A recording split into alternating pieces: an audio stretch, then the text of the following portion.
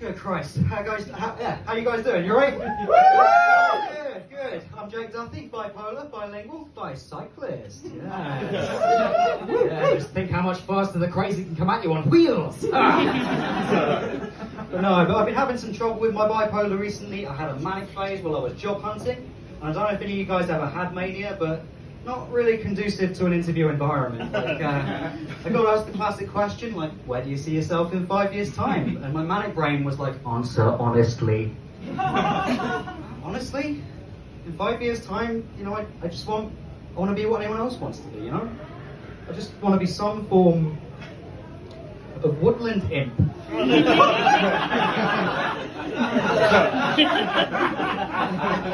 I want to sit on a toadstool, play a little flute, and make dark bargains with hikers. I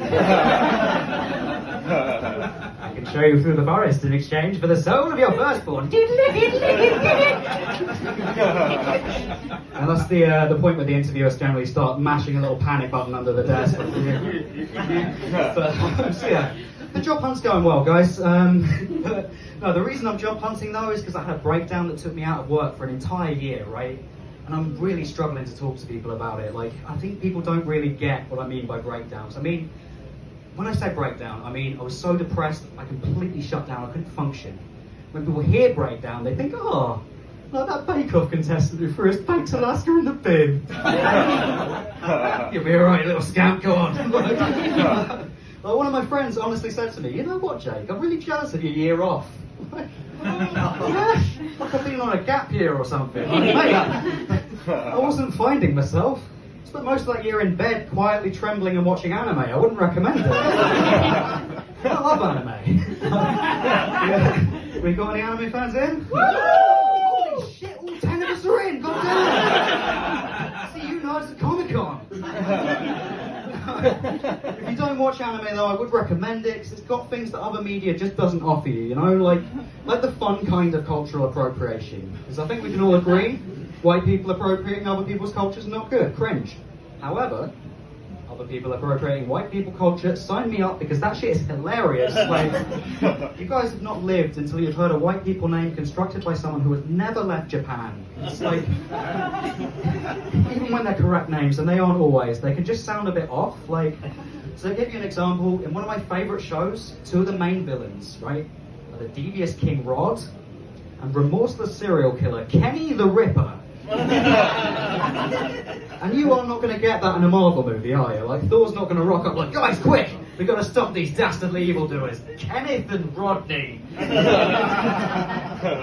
Man, Kenneth and Rodney do not sound like enemies of humanity. Kenneth and Rodney sound like they run a bespoke carpentry firm in Dundee. Like, and that's from a writer who did some research. I once watched a show with a guy who was clearly like, it's just white people names, fuck them. Like, which is an attitude I wholly endorse, by the way.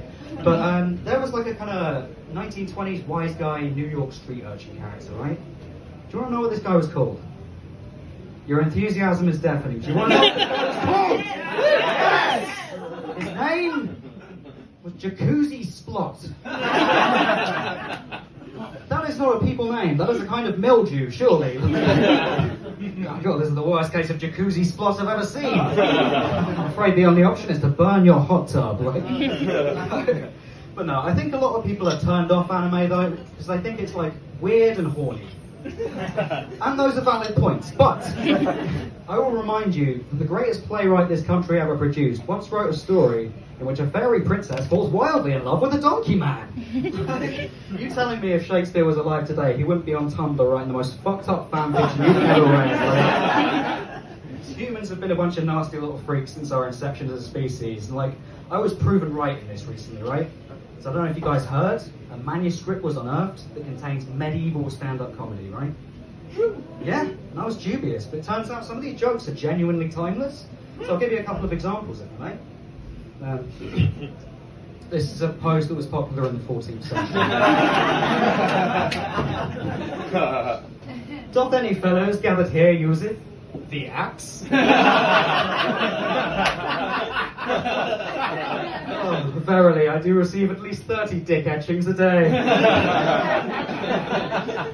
Answer me, crowd, whomst amongst thee be wed? And whomst remaineth uncoupled?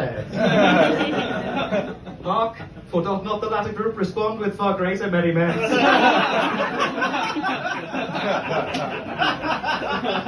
You know, not stand-up comedy, man. I want to be a jester. Feudal warlords in the audience, Hiram. I'll settle for Jeff Bezos. Okay, right. Well, I'm going to go and buy myself a big pair of pointy shoes with bells on. You guys have been lovely. Take care.